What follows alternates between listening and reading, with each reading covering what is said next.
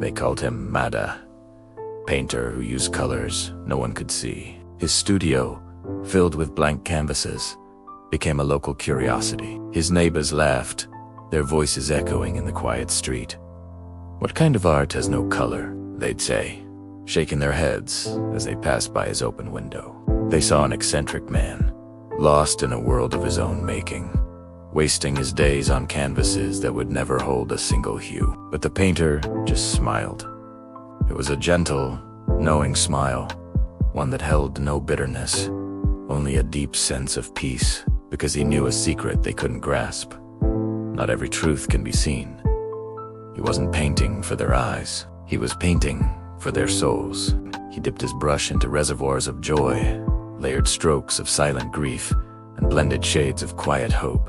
Each movement was deliberate, infusing the empty space with an energy that was invisible but profoundly real. Then, something strange began to happen. One day, people started to feel an inexplicable sense of calm as they walked by his paintings. A quiet peace would settle over them, a gentle wave washing away the day's anxieties without them knowing why. His invisible art began to touch their souls. A hurried businessman would slow his pace.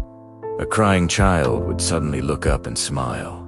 A couple arguing would fall into a sudden, understanding silence. The blank canvases were no longer empty. They were mirrors reflecting the deepest parts of the human heart, offering solace to those who didn't even know they were searching for it. His art wasn't a visual spectacle. It was an emotional experience, and the bittersweet pang of a memory you can't quite hold on to. These weren't things you could see on a canvas, but they were things everyone had felt in their hearts. Years later, his art hung nowhere. No gallery would display a blank canvas, and no collector would buy an empty frame. But his art lived everywhere. People felt something real. His art lived in feelings, not frames. It was in the shared laughter between old friends, in the silent tear shed for a lost love, and in the sudden surge of hope on a gray morning. It was an invisible masterpiece, spread across the world, touching countless lives without ever being seen. So remember this: what's unseen often paints the deepest truths, the most important things in life.